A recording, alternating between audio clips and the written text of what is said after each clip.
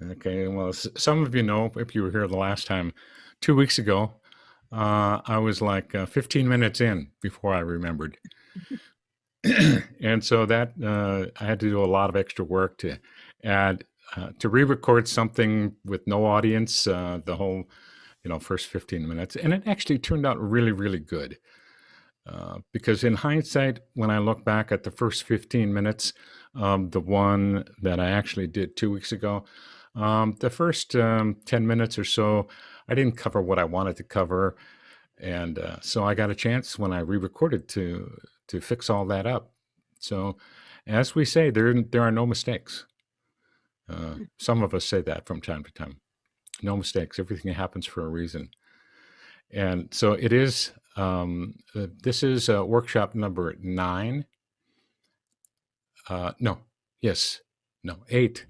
8. Yeah. Workshop number 8 of the total of 9. And that includes the first 7 that are the Elite Mind Mastery Model System, Total Personal Transformation, which we cover things beginning with like the Personal Reconciliation Reunion and healing past trauma and doing having a breakthrough in our spirituality, our access to all of that power, and the butterfly code and quantum jumping. And I think the last one was vital vows for vital living, when you're really up against it. And so I knew what we were going to cover in those first 7.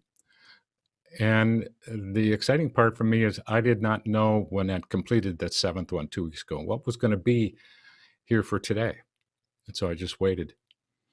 And on Wednesday, I will share with you, I think it was on Wednesday, that when I do some of these things, and I'm saying this by way of kind of paving the way that this is possible if you haven't experienced this kind of thing already, that you can have this kind of an experience when you're doing butterfly codes and super meetings.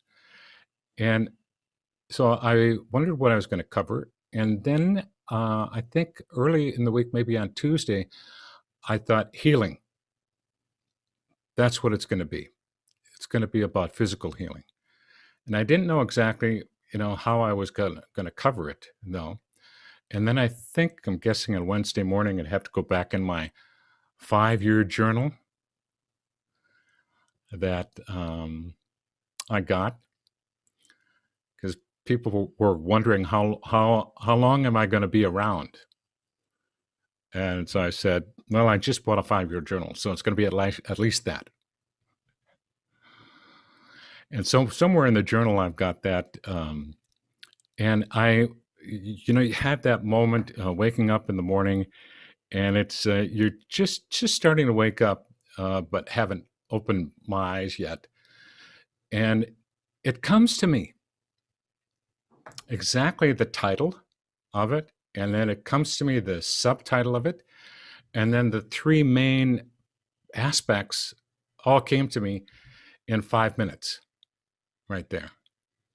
And I thought, darn, I got to get up. I was going to lay in bed for a while longer. I got to get up and write that down before I lose it. And there it was.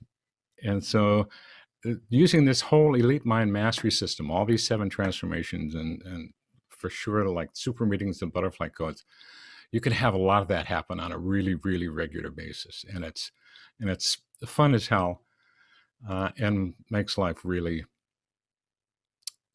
fascinating, enjoyable, pretty much drama-free, and pretty much anxiety-free. And that's my whole hope for this whole 9 workshop series. And the last one, the 9th one, is going to be 2 weeks from today on February 20th. That is going to be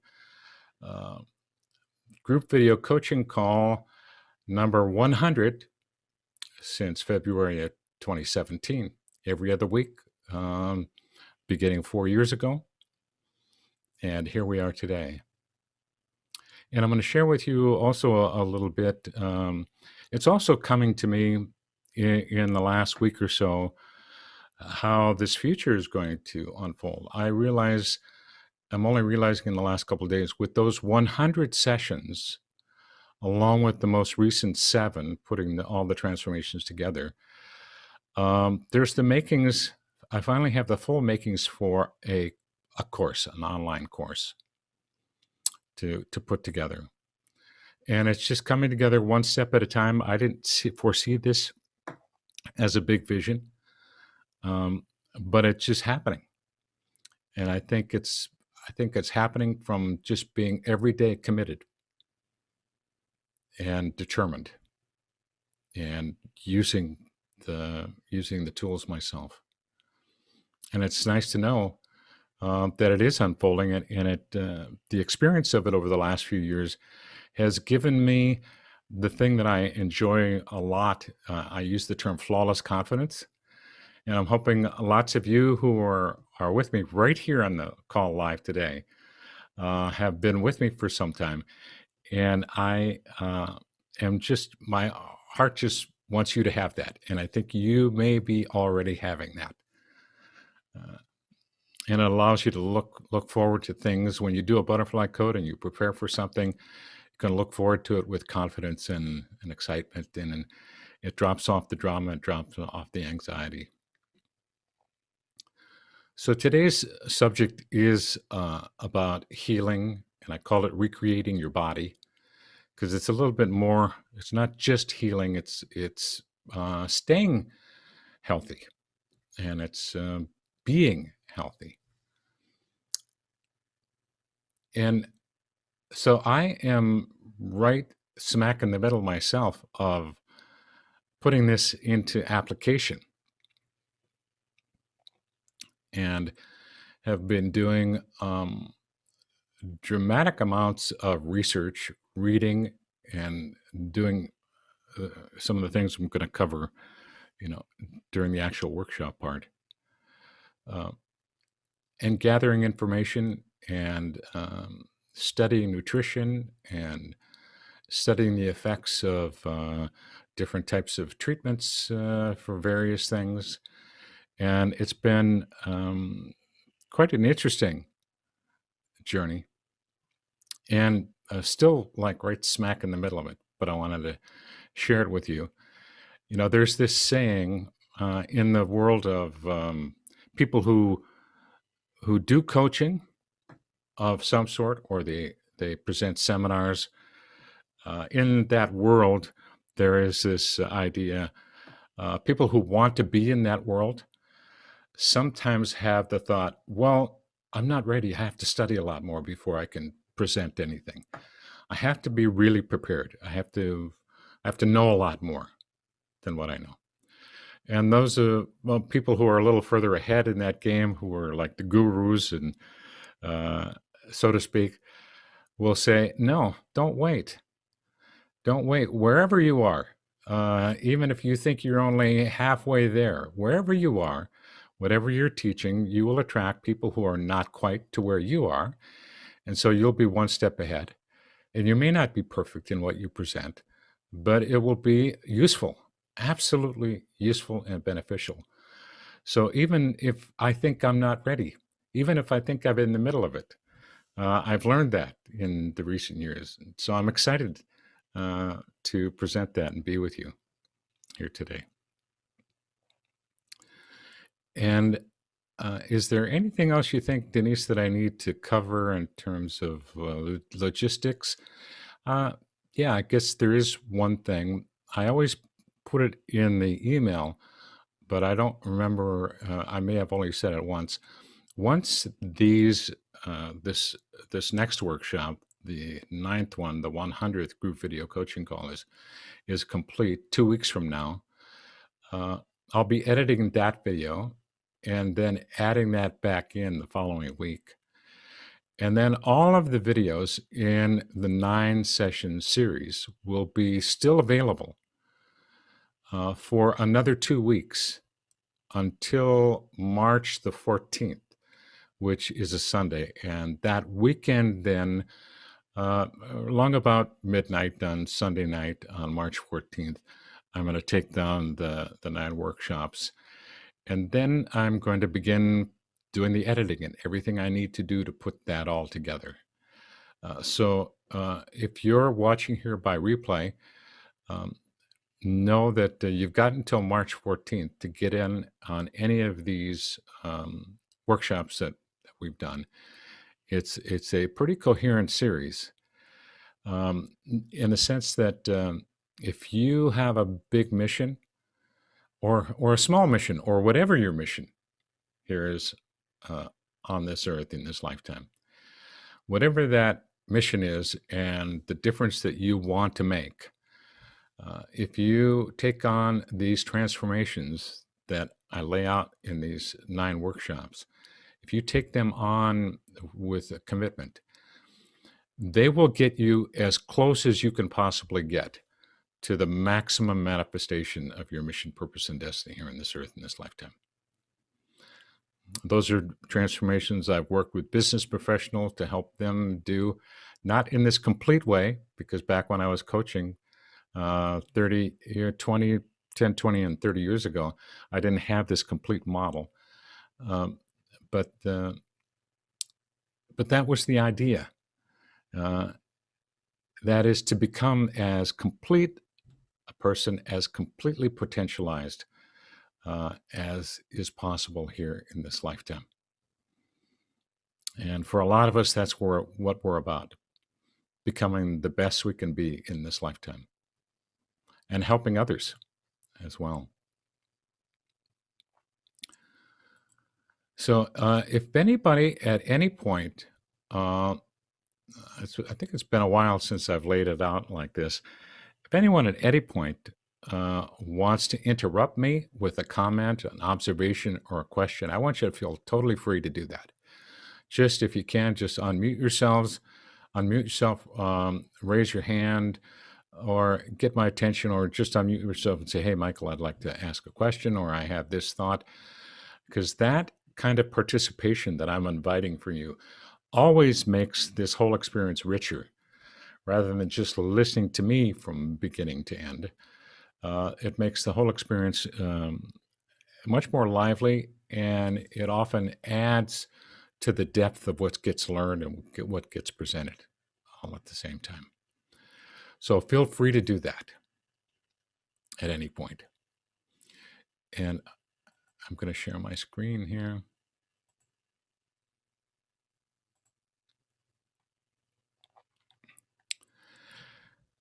So we're covering what I call the whole of healing approach.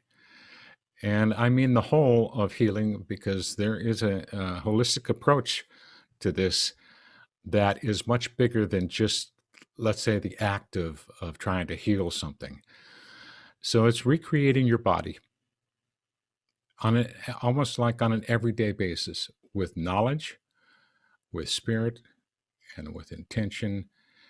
And those are the 3 aspects that we're going to go into in some depth. And you can see I've got them laid out here. It's a little preview. And when we finish with this part, once again, at any point, you just have a question, a comment, or observation to share.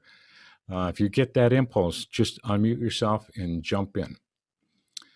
And if when we complete this part, if we have time, and I suspect we're going to do a super meeting and follow that up and support that with a butterfly code to close out this workshop.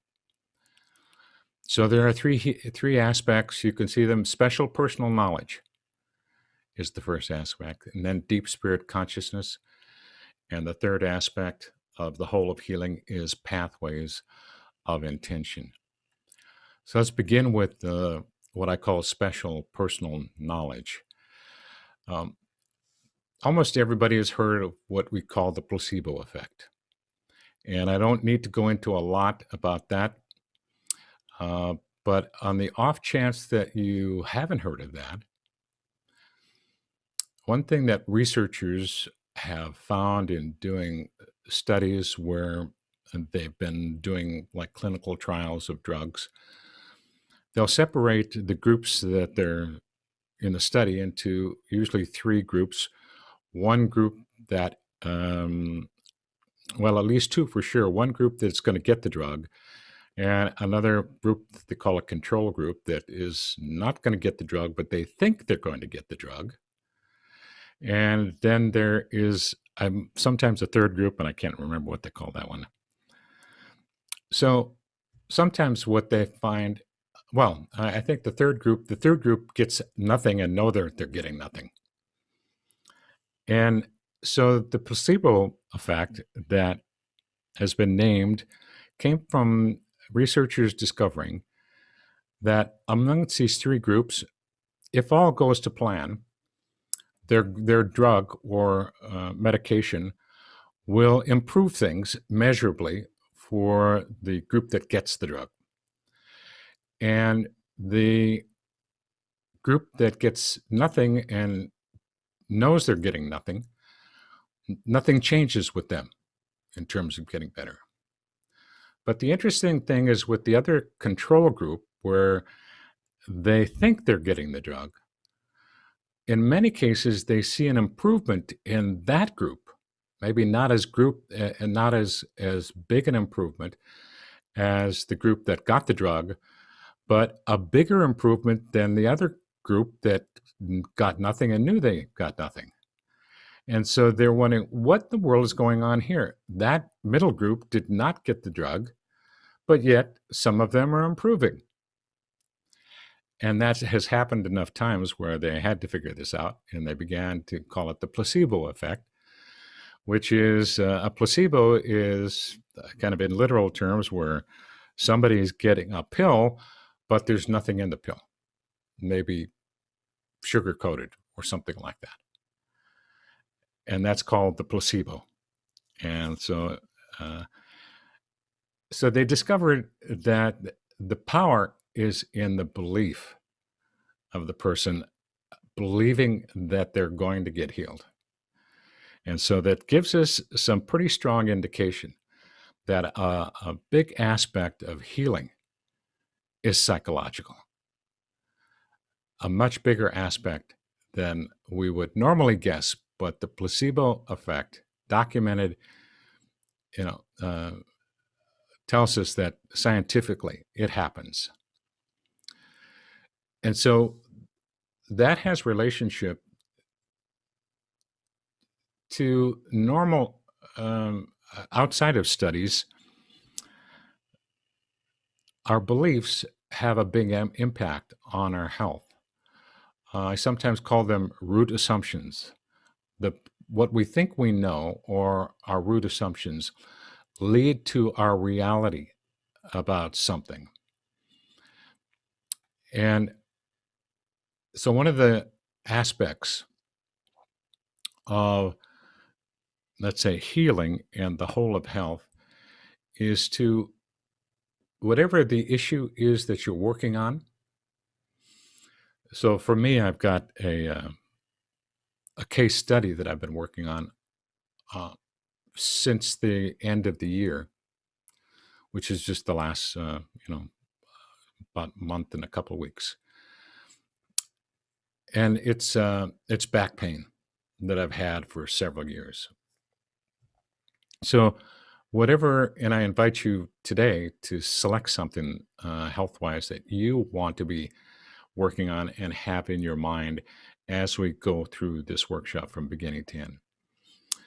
And so one of the first steps in the whole effort is to examine what you believe about that condition that you want to get healed from, that you want relief from. Now, when it came to my back pain, for an example, I did not realize that beliefs played any part in my back pain of the last year or so. Had no clue about this part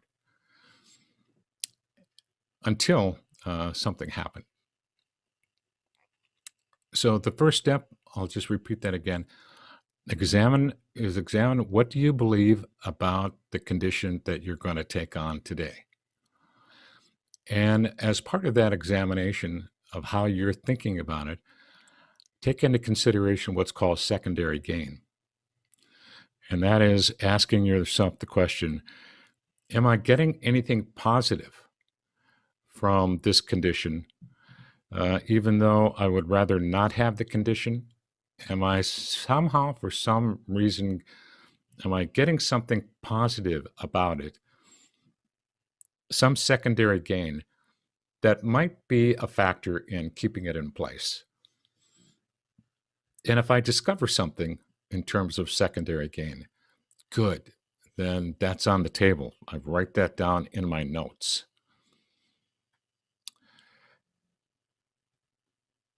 And so when you have a condition, the next step is to find out what you can about it. Gather some information. Do some research. Because what can happen is as you get information and dig into the research, you may find that one of the beliefs you have about your condition is actually may not be true. And that may change things dramatically and allow you to have a new belief. So in my case, I'll just open up these here. I knew I had this back pain, and I was careful with it and did some chiropractic work about a year ago. Didn't do too much. But back on January 30th, I've got these dates marked out here.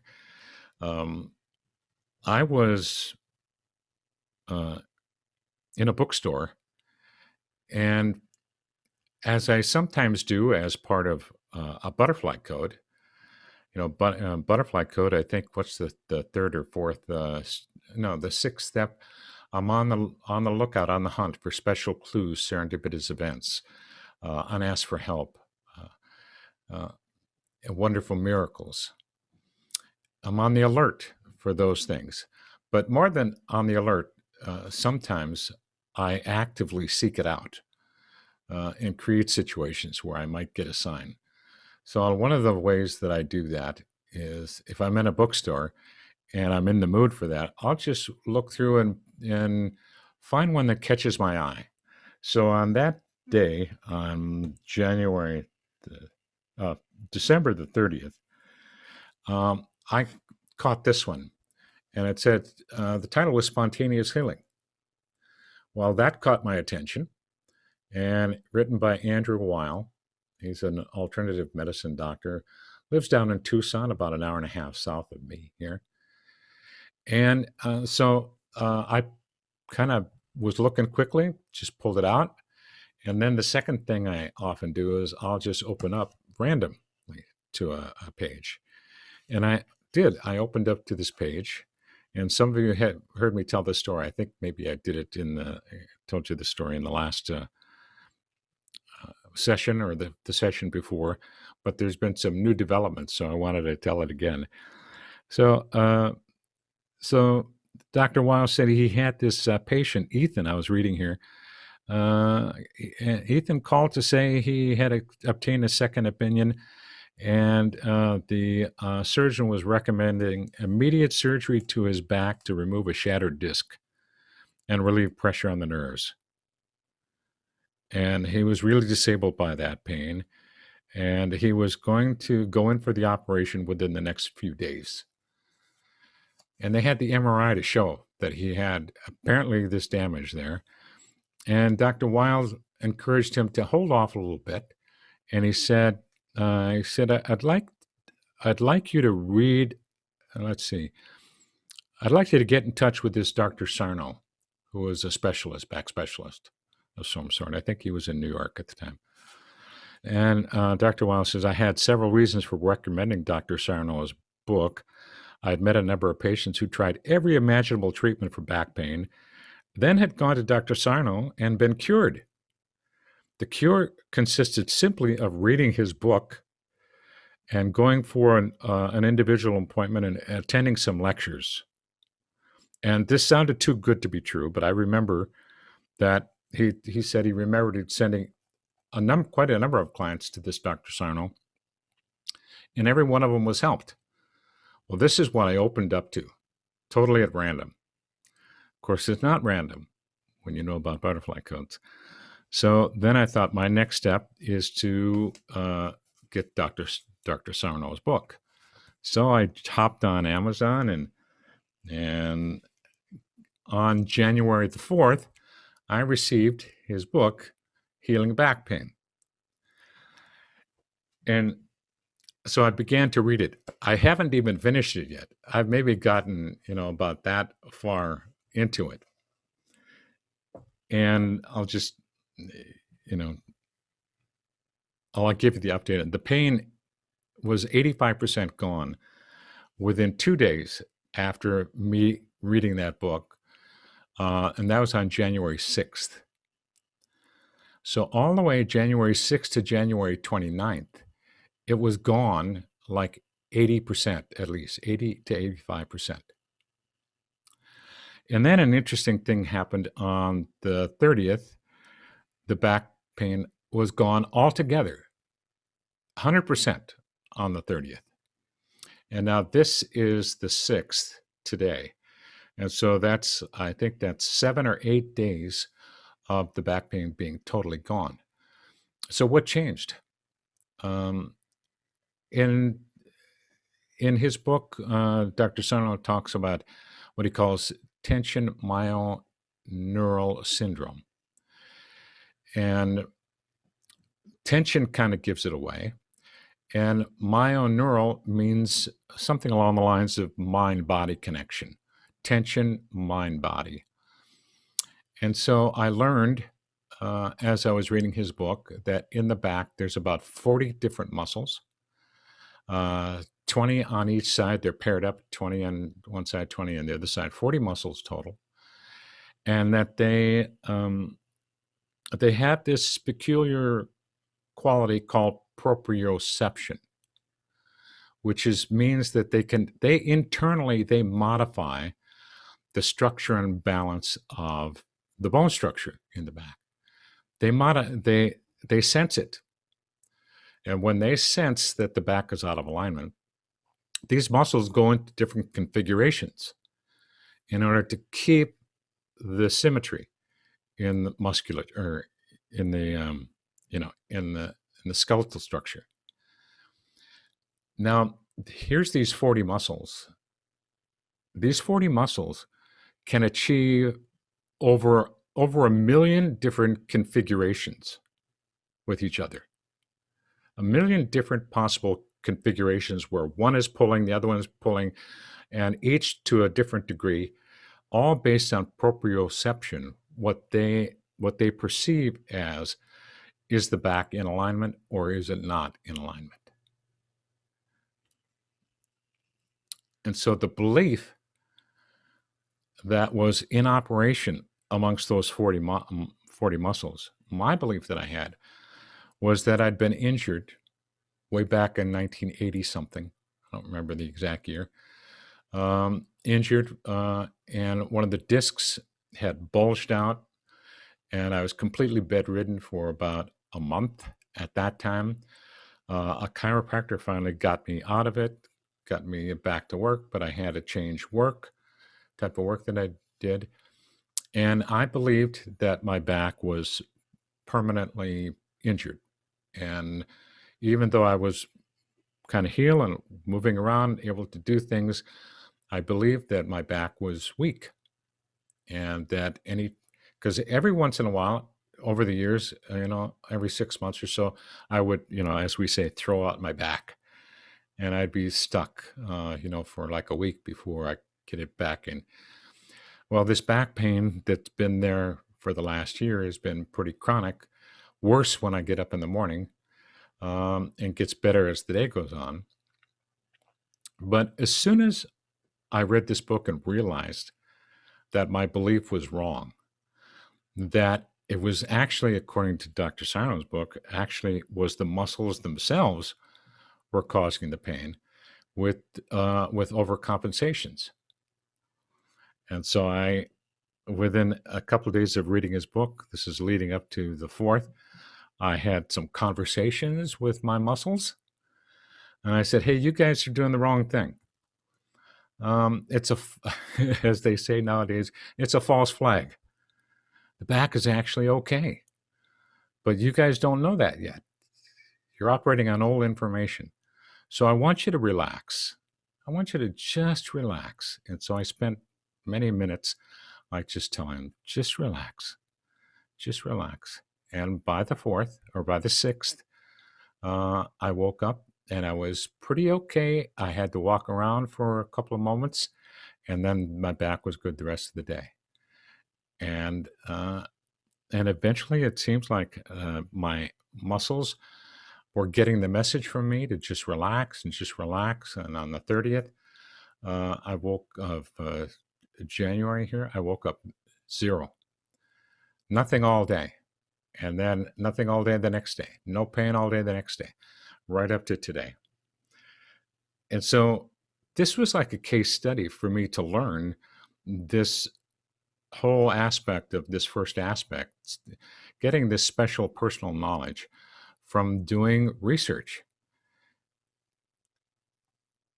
And so I invite you, kind of based in hindsight, reverse engineering what I learned here is whatever it is that you're up against, the issue that you've chosen to work with um, in the whole of a healing approach, is to go on a hunt using a butterfly code quest, let's say, where you go, I declare, I'm decided, determined, I'm going to find out everything there is to find out about this condition that I want to get free from. And I'm determined. And I'm going to be on the lookout for clues. And so my encouragement is to research both allopathic and homeopathic. Allopathic is standard conventional Western medicine, where they use surgery, drugs, and things like that. And homeopathic is where I think we tune in to the body's healing capabilities, immune system, and that the body can heal the more root causes of some of the chronic illnesses that we might have. So in my particular case, the homeopathic approach was the approach.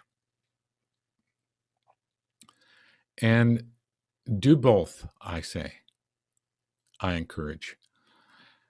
Sometimes you need a little bit from one and a little bit from another one. And at the same time that you're doing that research, be on the lookout and listen for clues, for signs, and for events. And be openly alert to unasked for help. And then as you're gathering this information, you synthesize it. You use your own intuition and you draw your own conclusions. And they may be different from some of the research that you did, but you trust yourself in this intuitive way. After all this assimilation of information and assessment of this information and examining your beliefs about it and integrating together what you've learned from outside sources, what you've learned from clues and signs, and maybe help from others, then you synthesize and you use your intuition. And once again, a butterfly code. I declare I'm decided, determined, dedicated, and committed that this ultimate here conclusion, this path, this strategy that I'm formulating, and that's this goal is to formulate a stepwise strategy. The strategy that I'm formulating is going to absolutely work, is going to be dramatically successful. And you make that determination using a butterfly code. So that's the aspect of special personal knowledge. The second aspect is what I'm calling deep spirit consciousness. And you already know a lot about this from the personal reconciliation reunion. I'm going to put up here all the points all at the same time.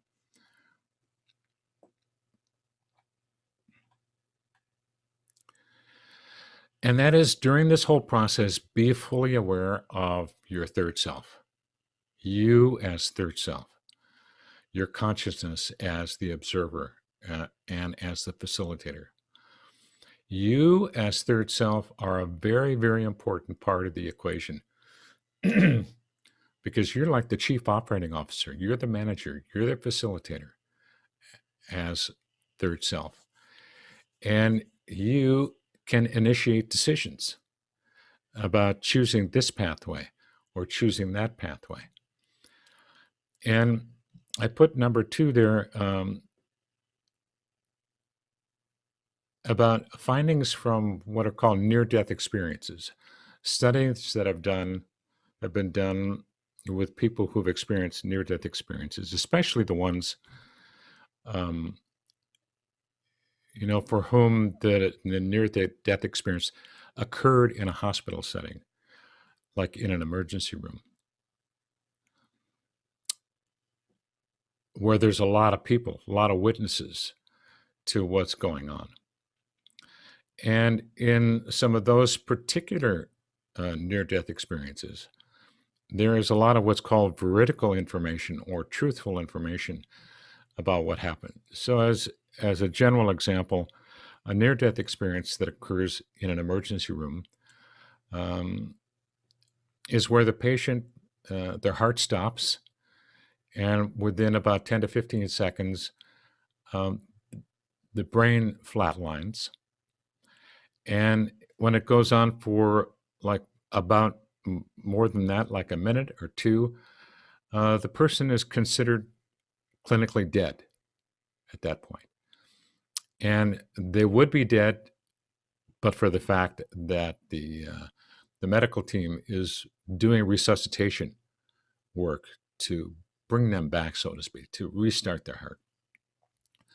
But during that period, the person is clinically dead. And the typical near-death experience, the patient, after they're revived and later on in recovery, describes that they floated out of their body. And they could see, the workers trying feverishly to resuscitate them, and could see specific details of things that were happening, that were being said, what people were wearing, and what their any instrumentation that they were using, that was observable by that person from their disembodied consciousness floating up above the whole scenario. And then that later, when they arrive back in recovery and have conversations with the nurses, they describe what they experienced during that resuscitation process. And the nurses who were there, when they hear the patient describe with great accuracy what people were wearing, what instruments they were using, in addition, snippets of the conversation that were happening, and other aspects that were going on in the room, the nurses are naturally totally caught by surprise and in wonder at how this could be. And they bring the doctors in who were there, and the doctors, corroborate that what that patient recognizes or remembers what happened from that above position. The doctors testify as well.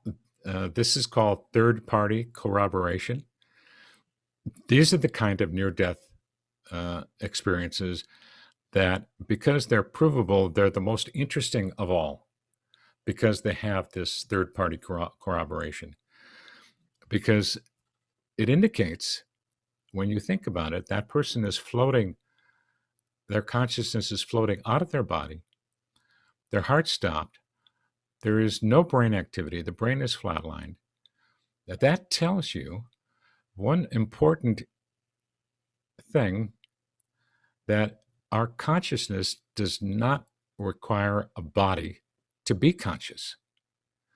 That in extraordinary situations like this, of severe physical trauma, that the consciousness can leave the body, and it doesn't need the body to think just exactly like it normally thinks when it's in the body. That is the best manifestation of what I call the third self. The third self apart from the body.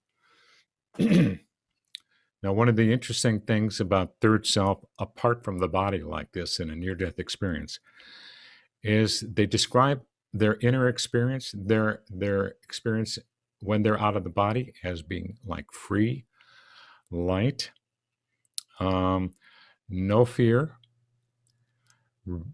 very curious about what's going on, not concerned at all, feeling peace, feeling bliss at various times.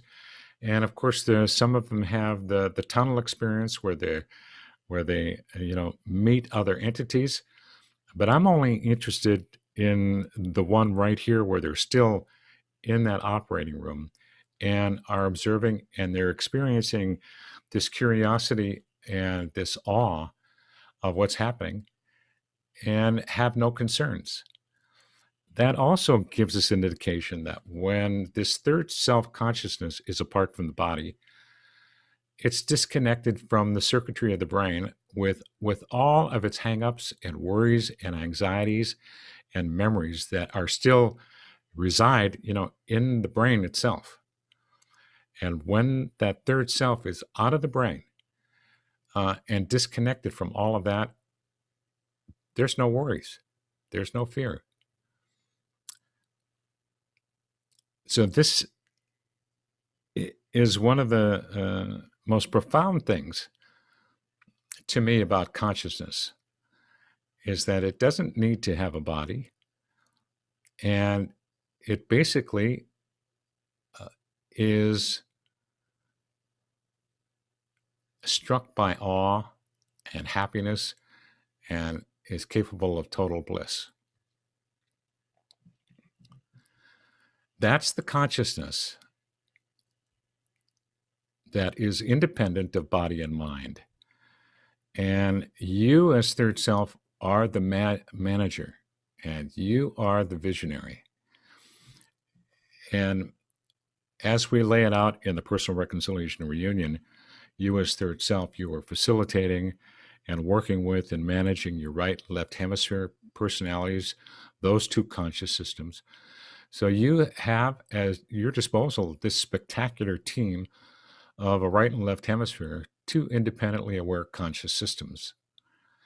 And that whole configuration of third self, left and right hemisphere, is what I'm referring to here as the deep spirit consciousness that can come into play in any project of self-healing or any project of health maintenance.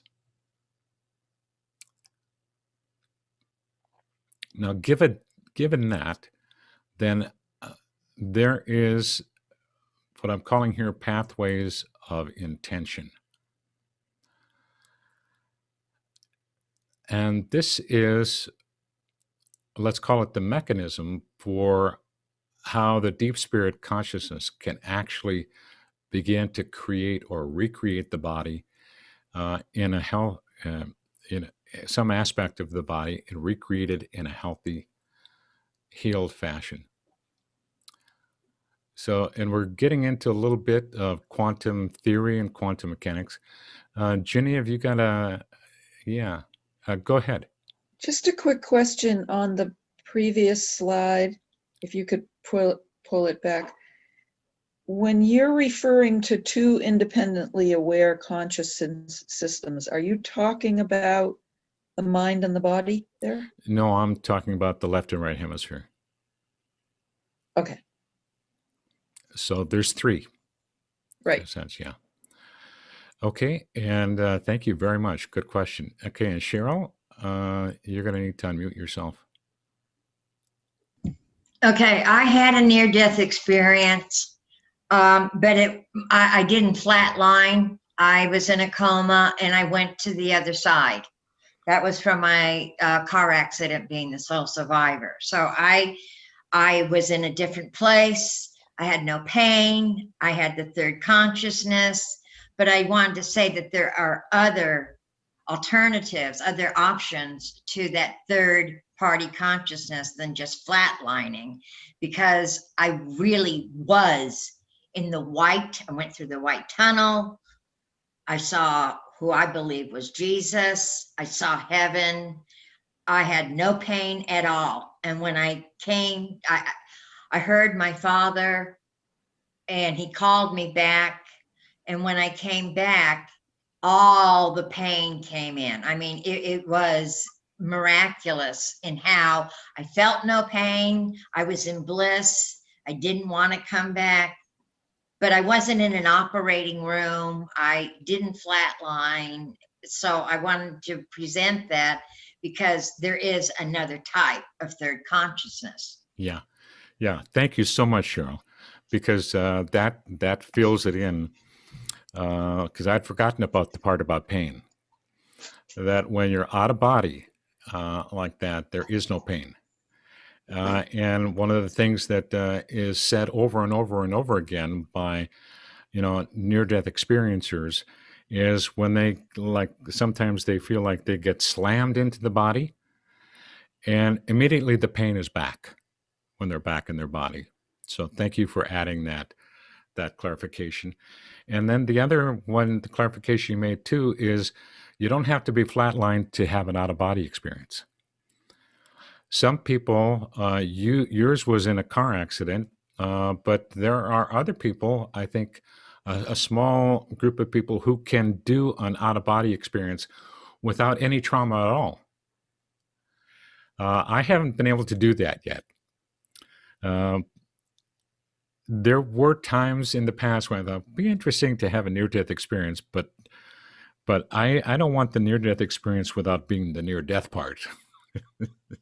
But I know people can do that. I don't know of one personally right now, but I'm looking forward to the time when I am able to accomplish that, and then I'll share it with you how to just do it without any without an injury to do it. But thank you, Cheryl. Yeah. Okay.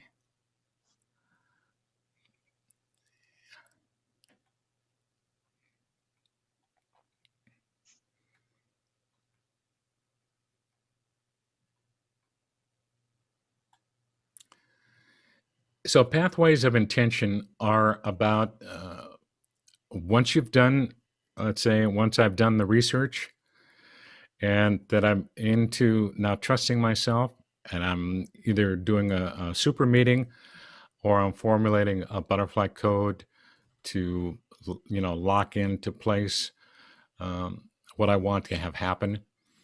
Then that gets into the world of quantum mechanics, actually having that take place. And in the field of quantum mechanics, I should say that I'm not an expert. I'm a novice and a neophyte, if that. And I've learned just enough to be able to just barely share it at the surface level. I'm glad, I think 4 weeks ago, I had Dr. Brian Greene, an actual physicist, helping out with the parallel dimensions in the quantum jump. But today I'm winging it. But in quantum mechanics, there are a number of different problems. When they say problems, quantum mechanics is different from regular physics like Newtonian physics, gravity, and things like that. In quantum mechanics, very small things are studied, like subatomic, so tiny. Some of them can't even be seen by microscopes, even the strongest microscopes. So we're down to the atomic level, atoms and molecules, and we've got what are some of the atoms have protons and electrons and neutrons and different particles inside. And quantum mechanics attempts to study what happens in terms of change at that deep microscopic level. And essentially, that deep microscopic level is where all change takes place. Anything that takes place at that quantum level shows up in the macro level of our bodies and molecules and organs. So, and one of you may have something a little bit to add in this one when we get further into this. But when physicists at this level are trying to study activity of particles inside an atom, what they've discovered is something very, very counterintuitive, that on the level of, big things like us people and the earth and planets and the universe can't conceive of, that there are things that happen at that micro level that kind of defy explanation. One of them is that, according to the math, once again, physicists have calculated that a particle is not just a particle, it is a wave. And it's a wave and a particle at the same time. Now, that's the thing that's really difficult to get your head around. That at that subatomic level, a particle is a particle and a wave simultaneously. And they mostly appear to us as waves. And when using an experiment to try to locate a particle, a physicist attempts to operate the experiment. And as soon as the physicist actually initiates the experiment and begins to observe, what was a wave suddenly collapses into a single point particle. And then when the observation is over with, it collapses back into a wave. And then observation again, and the particle once again collapses into a particle, into actual matter. And then observation away, and it goes back into, an undetectable, unlocatable wave. And this phenomena of observation and collapse of particle is what they call the observation problem, because it's almost impossible to understand, but it's true. And there are some physicists that go and take that one step further and say, this may be the clue to actual creation, how we create things, and how the creation actually begins at the subatomic level. And there's also, in part two there are multiple pathways forward at any point in your quest towards healing the issue or resolving the issue that you've selected. There are multiple pathways forward, and all these futures, there is a future there that where it'll just stay the same. There's a future there where it'll get worse. There's a future there where it'll get better. There's a future there where it'll get completely cured. All these futures exist in potentia as waves. And when we imagine a scenario unfolding, we are in the first stages of creating that, of manifesting that, of collapsing that wave into that particular particle, collapsing that wave into that particular future. And when you imagine it, that's the future. And when you choose it and you commit, that's like the observation of it being done. And that's the methodology for creating and manifesting. Imagine what you imagine, that pathway collapses into reality. And so there's this, what I guess you could call it, this grand quantum system of creation, where you imagine You imagine each step of a health strategy. And what that might entail, you might do new things. You might read a book. You might take a supplement. You might find out you're doing something that is perpetuating the problem and you stop doing that. So that's going to involve doing a whole bunch of new things and stopping whole bunches of old things, all as part of your imagining each step of this health strategy. And this is like a grand strategy, not just for the healing of one particular thing, a grand strategy.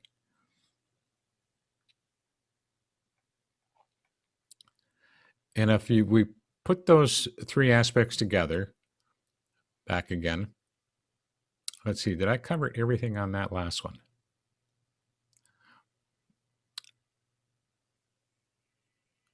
So I think in summary on this one is to be aware that all futures exist in potentia. Everything that could happen already exists in potentia. And so you can guide that by this intention. You can guide that along the specific pathway that you imagine.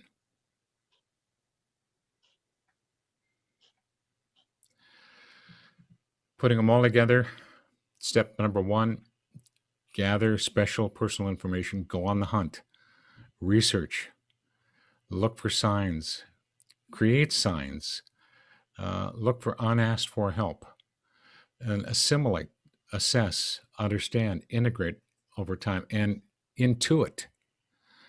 That last part is maybe the most important part. Pull all this information together, assimilate, assess, understand, and integrate. But then you decide it could be based on prayer, could be based on a super meeting, could be based on you want to do an experiment and you do a butterfly code on it. But you use your intuition as when you get to that point, you trust yourself and you trust your intuition to make decisions.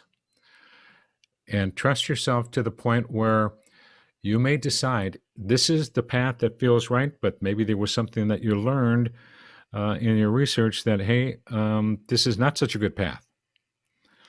But it feels right to you after all of the assimilation and understanding and integration.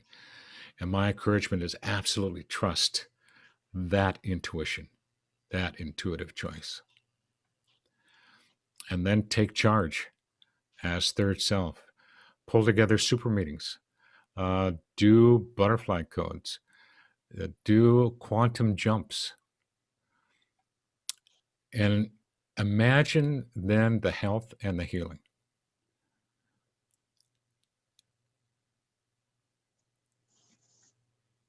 Daydream scenarios. Daydream them, daydream them, daydream them, and then commit them into happening.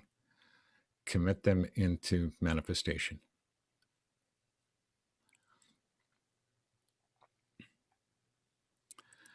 And commit to this as like these three steps as a revolving, ongoing strategy for the whole of health, and not just healing. Whole of health, with the idea that it's like you've heard that sentence: 1, 2, 3, rinse and repeat. Research, take charge, imagine. Research, take charge, imagine. Commit to that as an ongoing strategy. And what you'll find, this is, I'm going on my limb here, step by step, every day, you'll get better and better in every way.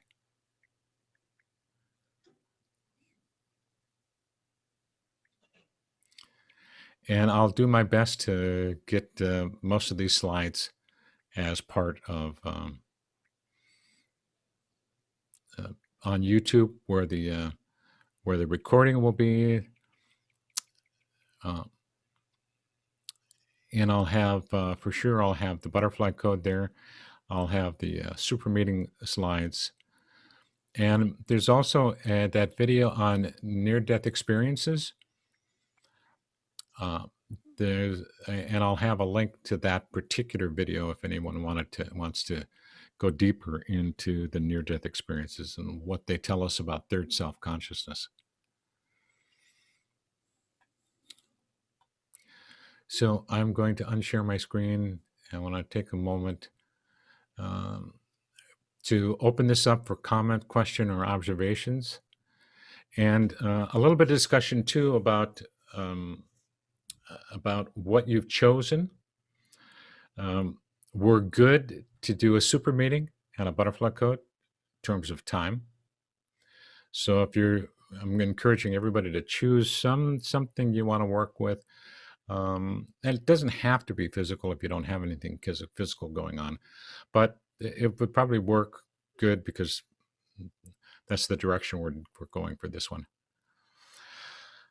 And so anybody have any questions, comments, or observations? And for sure, I want to hear what you might be working on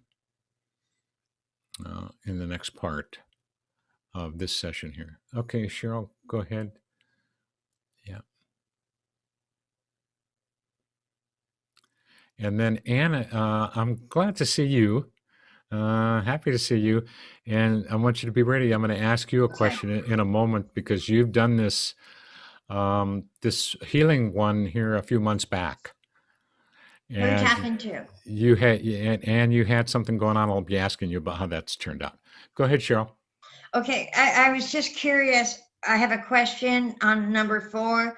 Commit to ongoing strategy 1, 2, 3. Rinse.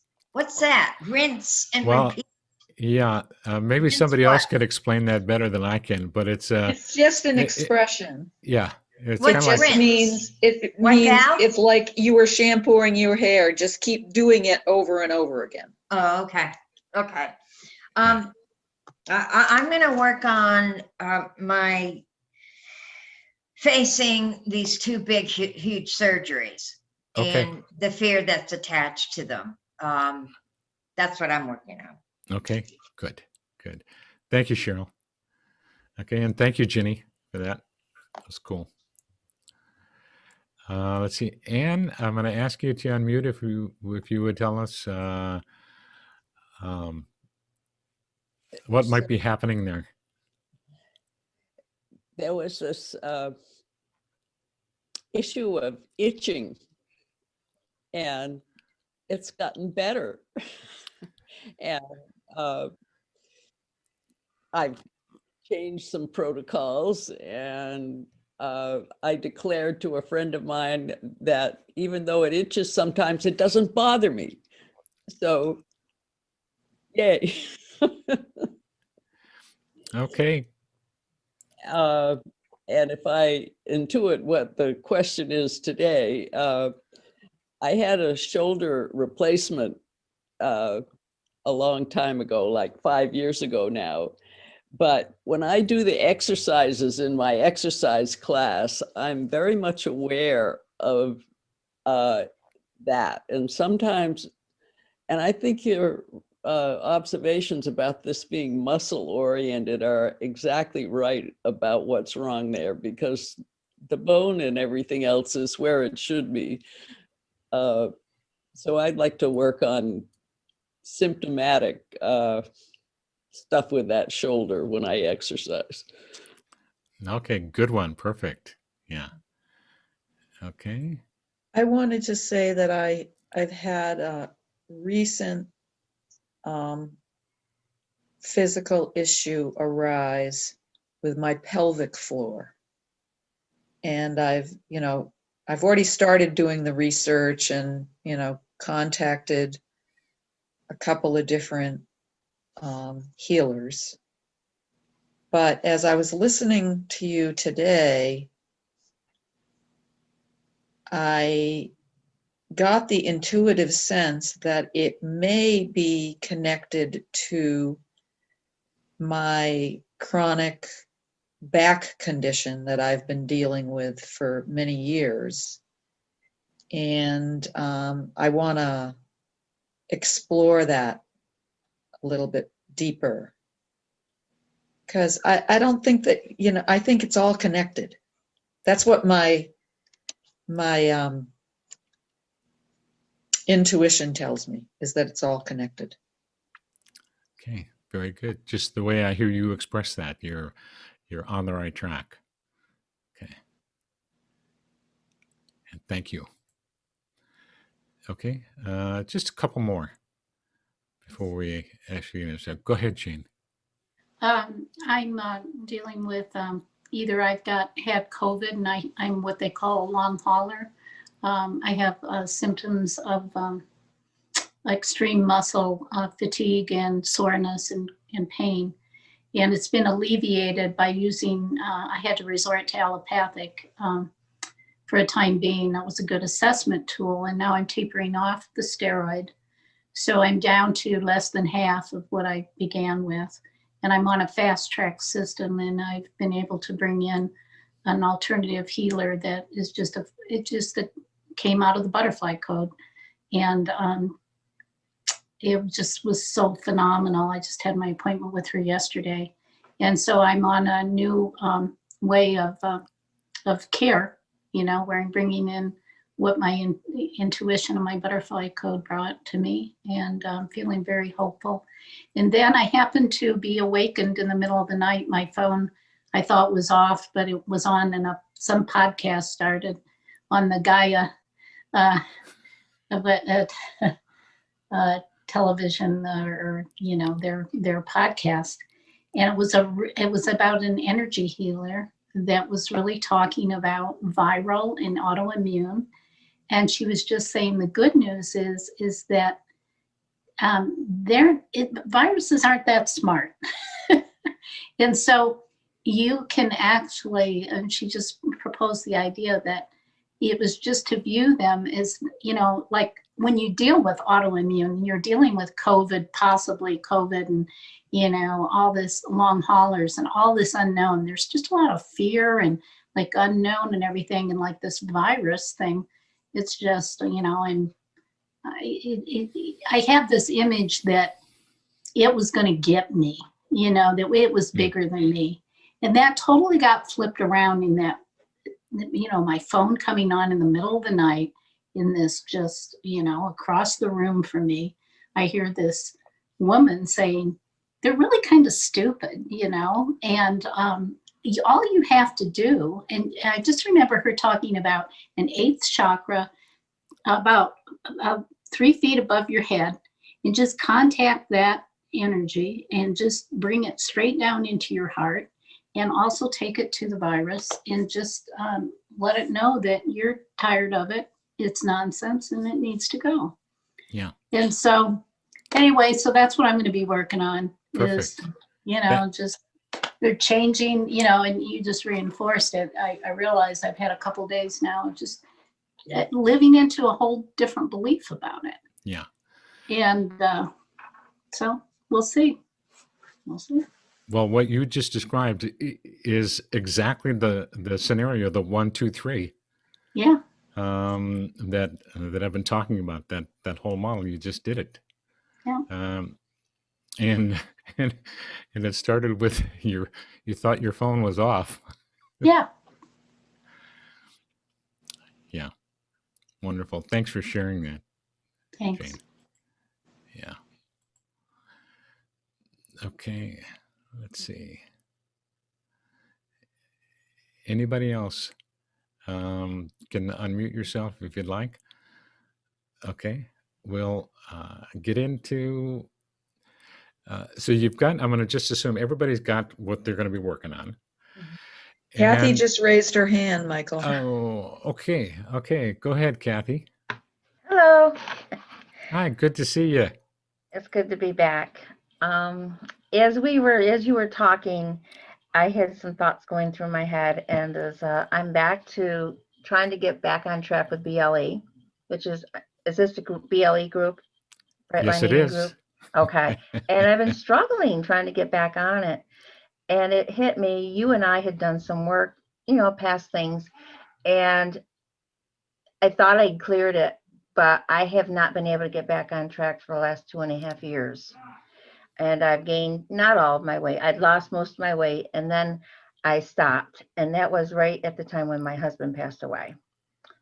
And I realized as we're talking that I felt safe and secure, and the weight it was fine. It was gone because I felt very safe, and I gained it back as soon as I felt unsafe. I'm facing the world alone again. It's very strange because those were the first two things that we dug back into. I started going back to when I gained my weight, which was right after my father died, and then after my mentor retired. And it's nuts, but it was like I felt very vulnerable and very unsafe, and I put the weight on, and then I took it off, and then again it happened again. So I think that's what I need to work on. It was the first time I realized that, and you and I worked on it for a long time, but breakthrough. Okay, wonderful. Yep. We've got to start there. Yeah. Okay. Oh, thank you. Thank you.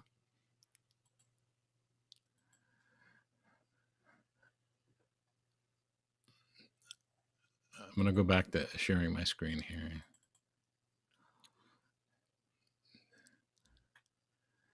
Okay. So this get out, 8.5 by 11 sheet, and divided into sections like this, the top third, and just, kind of empty squares there. What's in these squares here are just the bare bones outline of what we're going to be taking notes on when we actually initiate and actually do the super meeting. So describe what you would like to suppose, or, well, in this case, describe the issue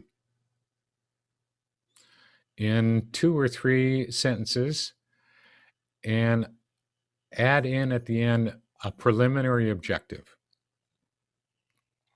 So your purpose in writing out these notes in that top box is so that your right and left hemisphere know what the issue is and know a little bit about it from you having written 2 or 3 sentences about it. And then when you write down a preliminary objective as third self, you're going to put them on notice that that's at least a starting point. And what often happens, the preliminary, I say preliminary objective because preliminary means tentative.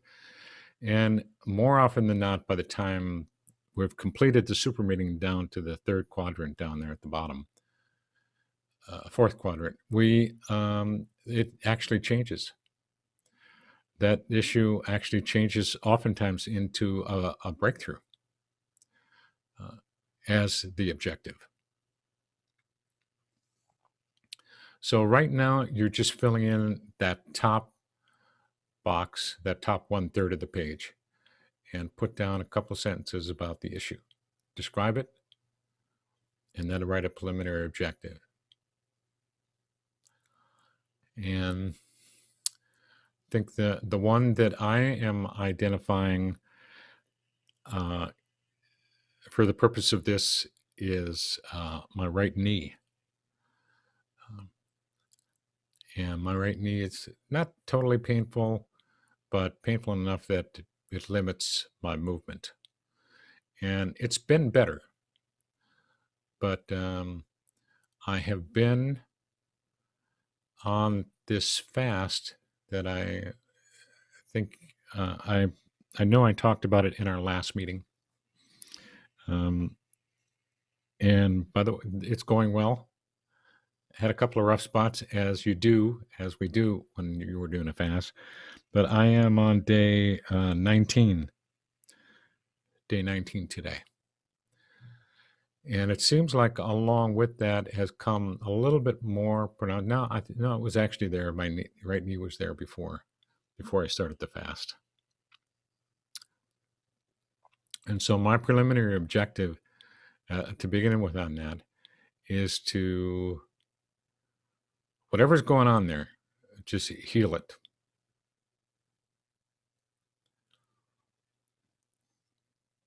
whatever's going on there, just heal it.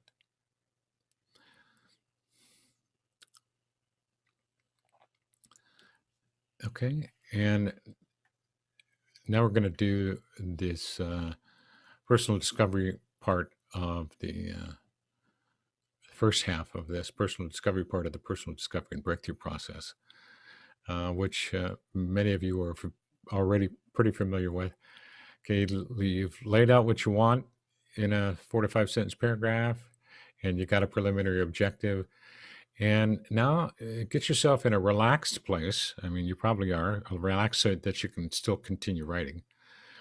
And you activate your left and right hemisphere by just going in and asking both of them by name if they would be willing to participate in this meeting with you with this preliminary objective in mind, and if they're willing to contribute their unique contribution to it. And they are going to have amazingly unique contributions they're going to bring to it, and viewpoints and ideas and ways of thinking about it. And I'll give you just a few seconds for that.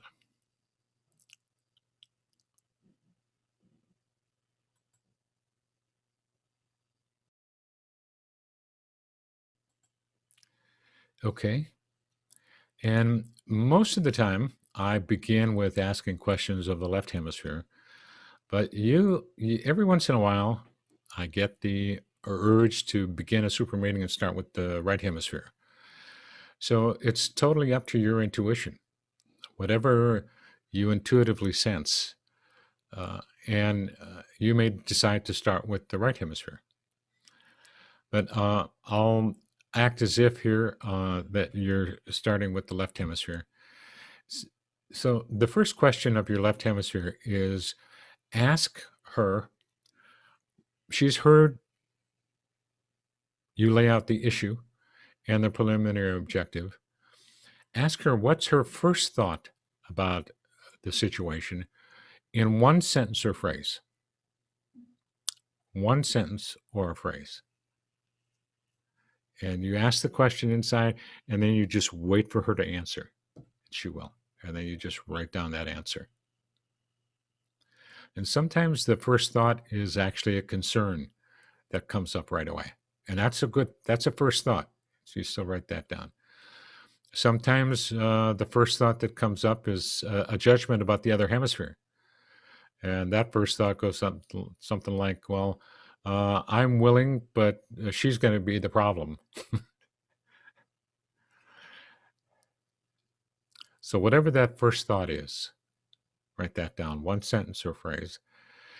And then now, you know that we go through levels here. So then the next question you ask her is, ask what's the concern that's underneath that first thought that she said. Again, in just one sentence or a phrase. Ask her, what's the concern underneath that? One sentence or phrase. And then the answers might come fast. And then you want to go another level. Whatever she said for that concern, you ask, okay, and ask her, what is the problem that's actually underneath that? And again, in just one word, one sentence or a phrase. And then they might keep coming. And what's the issue underneath that? And you're going to end up with sometimes 3, 4, 5 levels going deeper into the problem.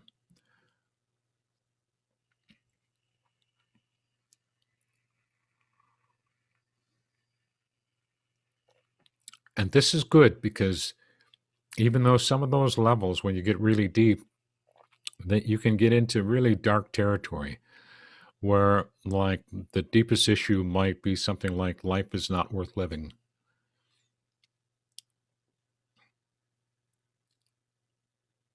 You know, something sad like that. And it's important that you get that up on the table, so to speak, that you get that up into consciousness, get it up spoken. Because if you don't get it up, it's still there and it'll always lurk. And when you get it up into consciousness in this first phase, of the discovery part.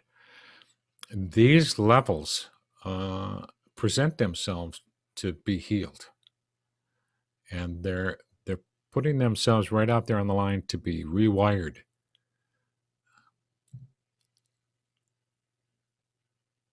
to be fixed.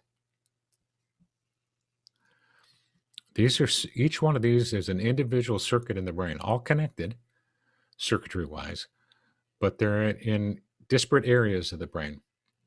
And now we've got them all up in consciousness right now, all at the same time. And then ask her, given all of that junk, so to speak, given all of that, ask her, what would she really rather have? In one sentence or phrase again. What would she really rather have instead of all of that? And when I'm doing that myself, I have colored pens that I switch to a green pen. What would you rather have? Again, you just ask the question and wait for the answer. One sentence or phrase. And then you ask, when you get that one sentence or phrase, and what would that accomplish in a sentence or phrase? And you kind of get the idea that's levels too. And then you get an answer, and that would benefit how? One sentence or phrase each time. And you might get 3, 4, 5 levels here. Now, what would that benefit? Is the question to each answer.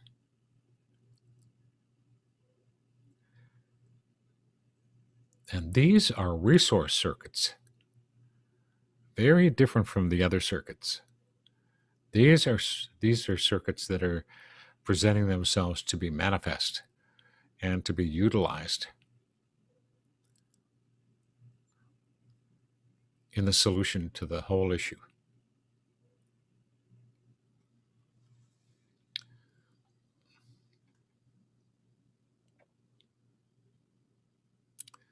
And sometimes, often it happens that there are some real surprises coming from these answers. And always good, actually. It means that you're probing depths into your psyche, into the circuitry that you haven't touched for a while, that need to be brought into play, either to be healed if they're in the negative, or to be manifested if they're a resource circuit.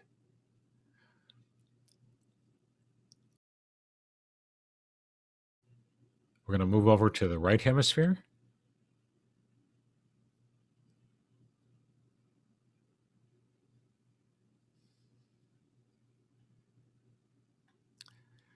Okay, and you ask her. She's heard everything you said about the issue and your preliminary objective, and she's also heard everything your left hemisphere said up to this point.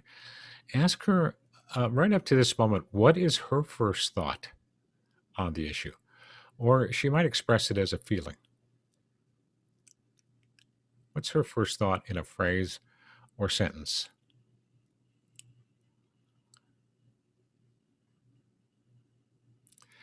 And that first thought might be a positive thought, based on where your left hemisphere ended up on that positive note. And if it's a positive thought, like she might say something like, great, let's get started. That would be a positive thought. And if you get a positive thought, you still want this first series of questions to be digging into the negative. So if she says something like that, that would be great, let's get started. You ask her, in order to get her down through the negative layers, okay, and if we didn't get started, what would be bad about that? If we never got started, what would be bad about that? Or if the thought was negative right off the bat, her first thought or feeling was something like, this whole thing just makes me depressed. And then you ask the straightforward question then, and what's the issue underneath that idea of being depressed.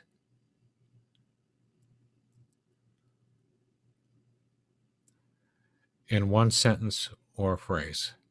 And now you, in both of those situations, you're going into the negative. And then the next question is, and what's the issue underneath that? And then once you get an answer there, what's the issue underneath that? You get the idea of levels. But each level, one sentence or phrase only.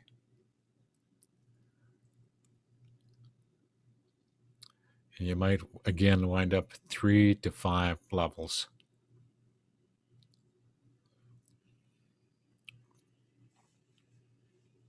And again, these are circuits in the brain. Each are individual in disparate areas in the brain, but all connected associatively.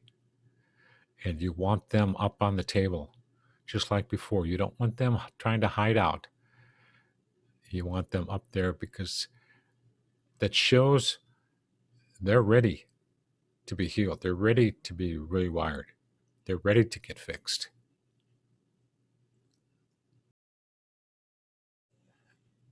And again, that could get into some dark spots. But it's good to have it expressed, all in consciousness, all in what I call the problem space.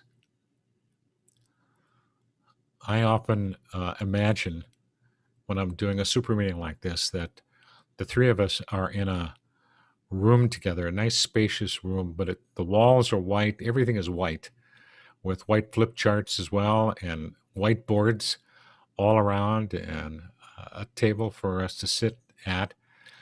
And I'm copying all these levels on different flip charts around the room, because inside this room is what I call the problem space. This is where we've got a problem. We're going to lay out every single aspect of this problem, every aspect of how bad it is, and every aspect of how good it could be if this problem were solved. And all of these levels, then, both the positive and the negative levels, are up in that problem space to be utilized for a breakthrough solution to the original issue. And then you ask, after all of that from your right hemisphere, ask her what she would prefer instead of all of that stuff. What would she prefer? What would she rather? And again, you're going for levels. And when you get something, you write it down and you ask her then, and that would help how? And then one phrase or sentence, and then ask, and the benefit of that. And get 3 to 5 levels there on the positive side. Again, these are resource circuits in the brain in her right hemisphere.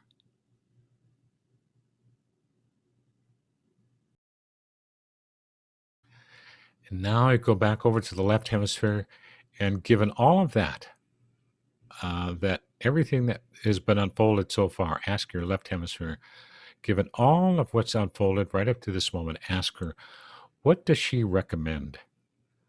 In one sentence or phrase, what does she recommend? And write that down. And just let me know with like a raise of the hand or whatever when you've got it.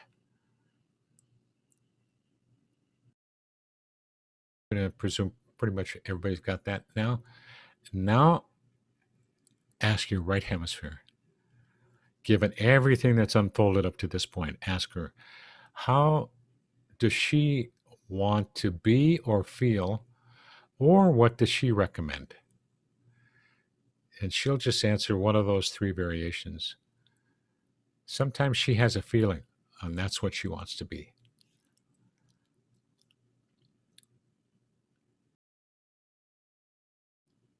Okay, and I'm going to take us off the screen here just take a moment.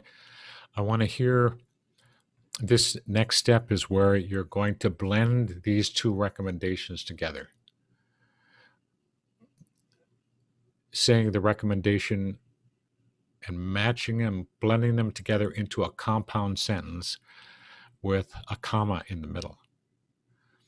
And your job as third self is to help the two of them write that down, write it in such a way that the first phrase, the first recommendation, flows right into the second recommendation with good grammar. And so I'm going to ask 3 or 4 of you to tell me what you've got. Tell me what you've got for the recommendations. Okay. So let's see, Denise, would you be okay to tell me? I'm having a rough day, but mine was I will relax and keep moving. Well, I didn't get it all done. So I will relax and keep moving while playing more. Okay. And then I will be playing more while I just relax and get over myself. Okay. So you did it both ways. Mhm. Good. Forwards and back. Yeah. Okay, perfect. All right. Thank you. Because I think it's about the muscle thing, like you were talking too. I want to look more into that to see if that's not an integral part that I've been missing. Yeah. Yeah. Okay, Jenny, can I ask you? You'll have to unmute yourself. I'm not quite done, but I'll try. So I just wrote, get busy following the steps of research, intuition, getting help, while focusing on fun, creativity, and miracles. Okay, and now your next little step is to reverse those and have that also be good grammar. I don't understand what you mean. So you take, normally people will say the left hemisphere recommendation and then the right hemisphere recommendation. Now in this part, you say it again, but you say the right hemisphere recommendation first and then the left Okay. hemisphere. Yeah. And have it be So good grammar. that focus on fun, creativity, and miracles while getting busy following the steps of research, intuition, and getting help from others. Beautiful. I want you to notice how that sounds different when you reverse them. So you get it both ways. You get, in a sense, the feeling of the best of both of the worlds of each hemisphere. Okay. And one more person who's here. Tell me what you've got. Let's see. Okay, go ahead, Jane. I've got for my left hemisphere, go ahead and try everything and with a great big heart and stay curious. And my right hemisphere says, stay cool and open and be open for business. Okay, and then reverse them. Stay cool and be open for business while you try everything with a big heart and stay curious. Perfect. Perfect. Thank you. So anybody else before we go into the next part? Yeah, I think you got it. We're going to, in this next part, is the part where we give them your right and left hemisphere 5 minutes to blend these two recommendations. Forward, backward, every which way, up, down, sideways, and around. Okay. Make it back to... So at this point, we have the left and right hemisphere in exquisite alignment with each other on these recommendations around this issue. And so I'm going to give you instructions, you as third self, on how to do this next 5-minute period. And then after I give you these instructions as third self, I'm going to ask you to silently relay those same instructions to your left and right hemisphere. And then I'll give you about 30 seconds for that. And then I'll start the timer. So we're going to give them 5 minutes for this. And you're going to give instructions to both hemispheres to work on putting together those recommendations, but doing it subconsciously for 5 minutes. And when I say subconsciously, they don't have to use language. In fact, they don't use language when they work subconsciously. They just go to work on the problem. And because they're not using language or words to blend them together when they go subconscious, they can do it dramatically faster. The words just slow things down. They know how to connect up circuitry to begin to blend those two recommendations together at the subconscious very, very fast. And so they don't need much time. And then you're going to also ask them, as they're doing that, once we tell them to say go, you're going to ask them to give you an occasional word or phrase as they're working that bubbles up into your consciousness as small clues about what they're coming up with. There might be individual words or it might be a small phrase, but every 20 or 30 seconds, they're going to bubble a word or phrase like that up. And when they do, you write it down in that bottom box underneath the recommendations. You write that down, and you're going to get a list of anywhere from 5, 10, 15 to 20 words over the course of 5 minutes, and you write them down. But otherwise, when you're not writing the words down, what you're going to be doing as third self is you're going to be moving your eyes left and right. You're going to have your eyes closed, and you're just going to gently move your eyes left and right, and you're going to focus on that movement so that you stay out of their way, so to speak, and they can work freely at that subconscious, faster pace, at blending those two recommendations together, blending all the circuitry necessary. They'll do a tremendous amount of work in that 5 minutes, and you just focus on moving your eyes left and right. Except for when one of those words or phrases pops up, then you can stop moving your eyes, write it down quickly, and then go back to moving your eyes left and right until you get the next word or phrase to bubble up. Okay, everybody clear on the instructions? Let's see, just give me a thumbs up. If you got now I'm going to give you 30 seconds to relay those same instructions to your left and right hemisphere. Go ahead. I'll give you 30 seconds to do that. And don't start until I say go.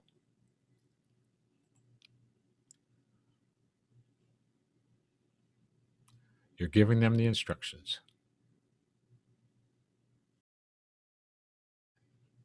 Okay, now go. Echo, set a timer for 5 minutes. 5 minutes, starting now.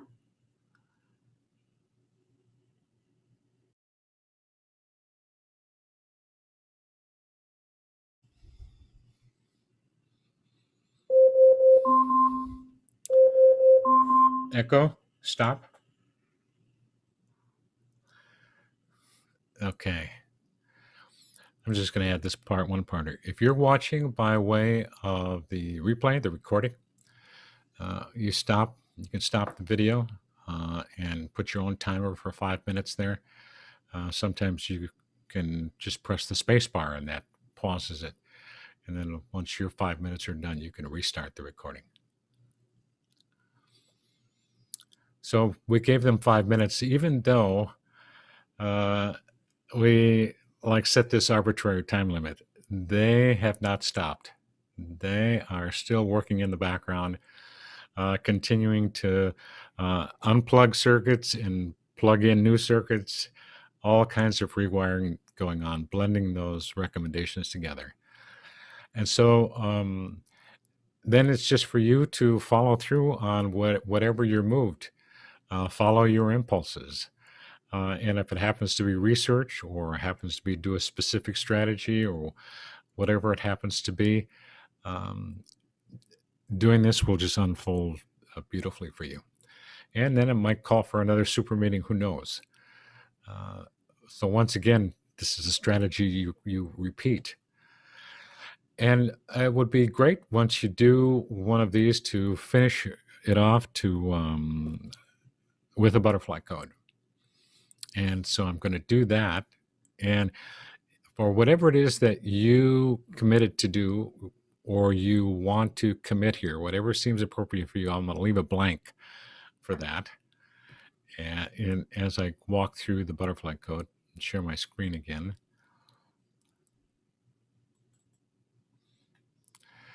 And so if you get yourself relaxed, here's the steps. So I declare I am decided, determined, and committed.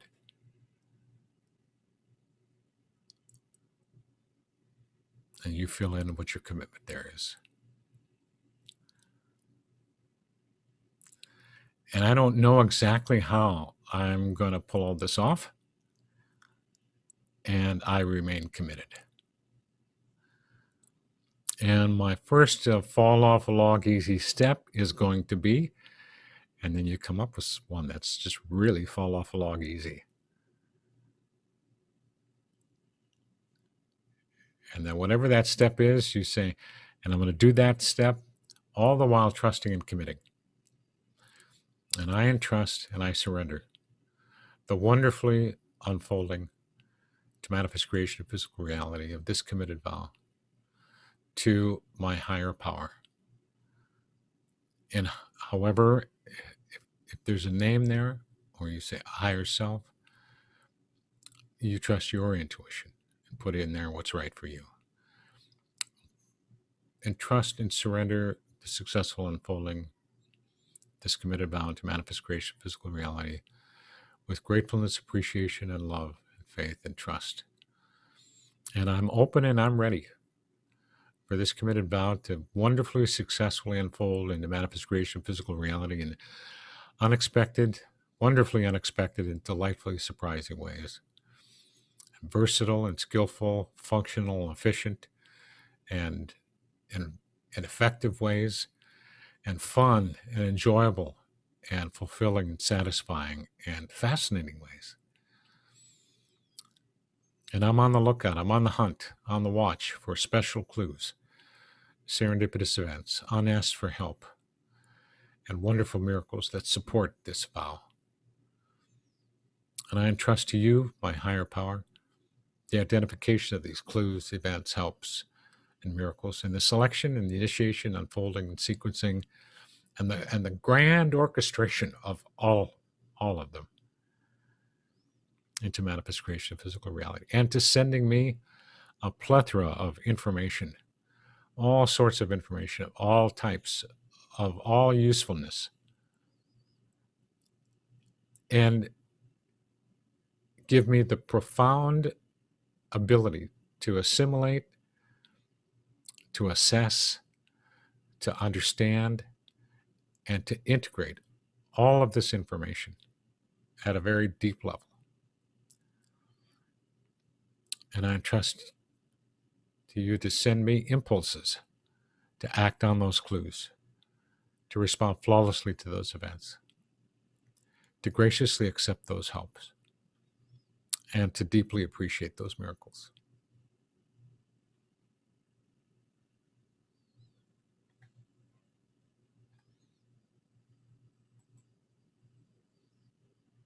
Okay, here we are. We're going to close out here. We're finished with this workshop, concluded. I'd like to hear just a few thoughts, words to put some context around what we just accomplished. This may well be very helpful. Let me know anything that you discovered as we were going through this. I'll wait a moment to see who volunteers, and then I'll ask for a. Okay, Anne, first, go ahead. I have a sense of relief that I finally addressed this problem in a new way. So that, and open to the possibility that things will change. Okay, wonderful. Wonderful, thanks. Okay, Ginny? I was going to say that when this issue arose a couple of weeks ago, And then I read your email on Wednesday about what the focus of today's session was going to be. It just felt like a spontaneous help coming from, you know, it wasn't sought after by me. It just was presented in my path. Yeah. And that is kind of what I asked for in the butterfly code. You know, my drop off a log first step was just to rest. Yeah. And listen. Wonderful. Thank you, Ginny. And Cheryl, I saw your hand up a little bit ago. I have been reminded, which I haven't been, that I am a new person. I have new tools. I have access to a higher connection that I didn't have when I had that horrible surgery. And I realized that I have a whole new resource right at my fingertips that I didn't have several years ago. And I can look at this new situation as a new pact, a new person with better connections to the higher power than I've ever had in my life. Thanks to you. Wonderful. Thank you, Cheryl. Thank you. Okay, I'll wait for Kathy. I'll give Kathy a minute. Cecilia, have you got just a couple words for us? By the way, it's really good to see you. Okay. All right. And let's see. Donna, any thoughts from you before we close out?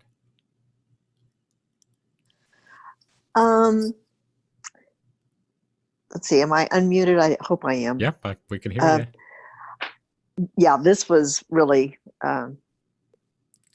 very interesting.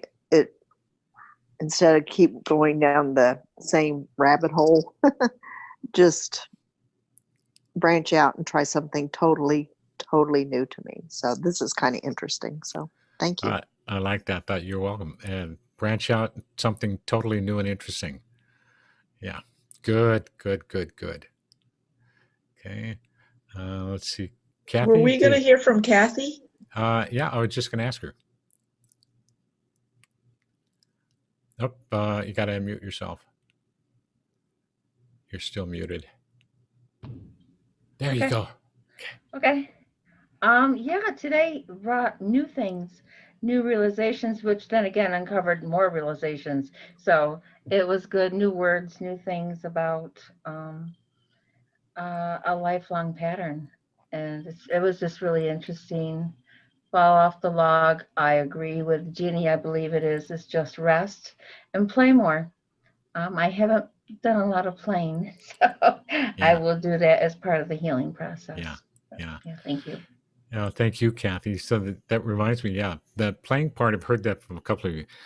That when you start to look at those words that got written down, sometimes you get as many as 20 different words or phrases down there, and you begin to look at them as a whole, they actually present a very holistic picture, a holistic, comprehensive approach to the whole issue, not just zeroing in on one or the other detail. It's like the whole strategy is there in a big picture, and all of those items will come to pass in some fashion or another, as part of the unfolding of that. It was good. And then the surprise, I love that too, because one of the things that I hear over and over again, and that you get a surprise from, I didn't know my left hemisphere thought that, or I didn't know my red hemisphere had that skill. And those surprises are where we, in a sense, even at this stage of my life, I'm learning something about myself that I didn't know. And it's always then an unfolding process, There's more to unwind, more to discover inside of each of our wonderful personalities and the multiple personalities that we have, the right, the left, the third self. That's enough. That's enough. For 3 will do. Yeah. Thank you. Yeah, you're welcome.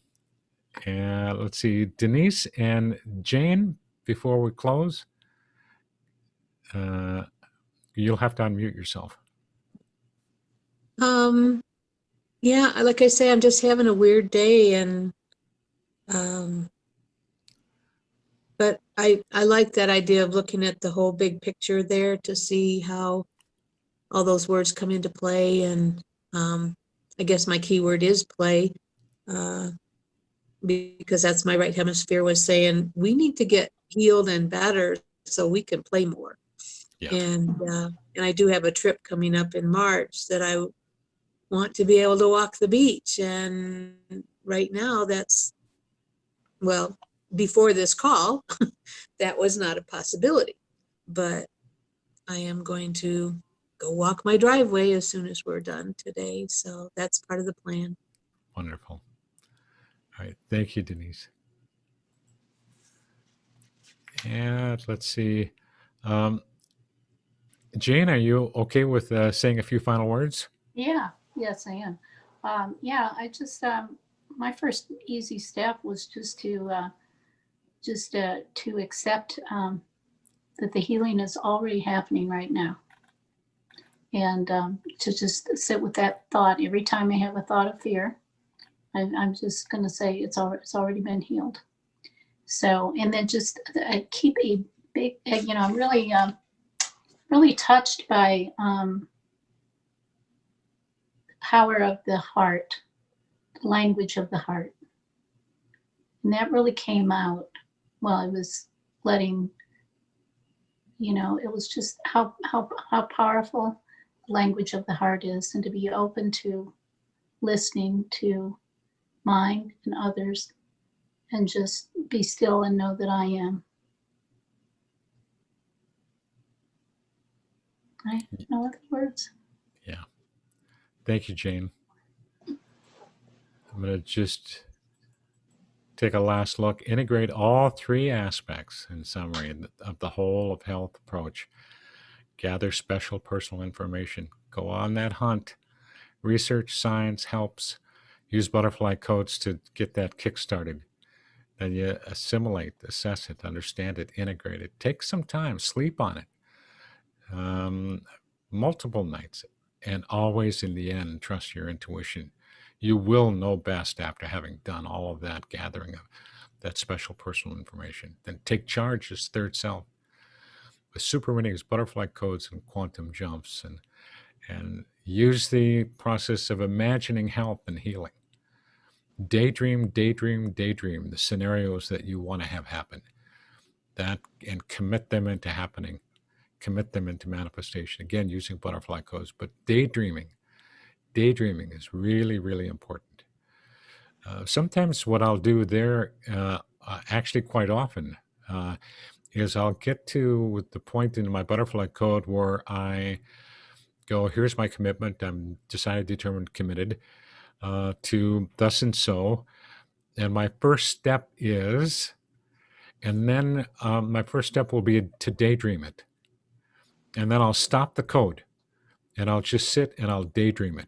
I won't continue with the next step. I'll take 5 or 10 minutes to daydream it right there.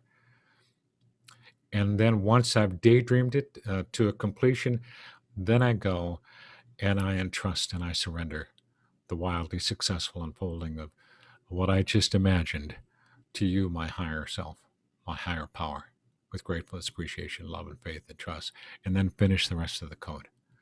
So you do the imagining right there as your first step. And you commit to this ongoing strategy, this 1, 2, 3, because it's a way to live your life. It's a way to get better and better every day in every way.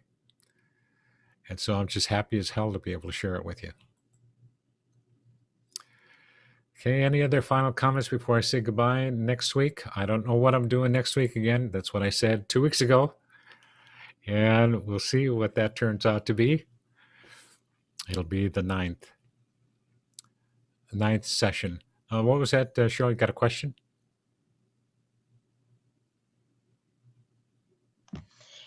It's in 2 weeks. 2 weeks. Not next week. Oh, okay. Thanks. I always make that mistake. Okay. In 2 weeks, and I'll correct that in the recording. Thank you. 2 weeks, and it'll be the 9th workshop, and it will be the 20th of February, 2021. Michael, I just wanted to ask, are any of the slides that you showed today in today's session available? Not yet. Okay, I'm going to work on them. okay, And when the recording is up and available, it'll be in the box on YouTube. Underneath the videos, there's always that show more box. There will be a link to it then. Okay. All right. We'll say goodbye. Everybody get unmuted. And have a lovely rest of your evening, everybody. Happy Valentine's Day to everyone. coming up. Yeah. Coming up. Yes. Spread the love. Spread the Bless your love. heart. Be the love and spread the love. All right. All our best to each other, and to all of you who are Bye-bye. watching on the recording, all the success. We each of us here today live send all of our best for you to get the most And out of thank this you, day. Michael, always. Thank you so Thank much, you. Michael. Thank you. You're a blessing. Thanks. Bye for now. Bye, everybody. For now.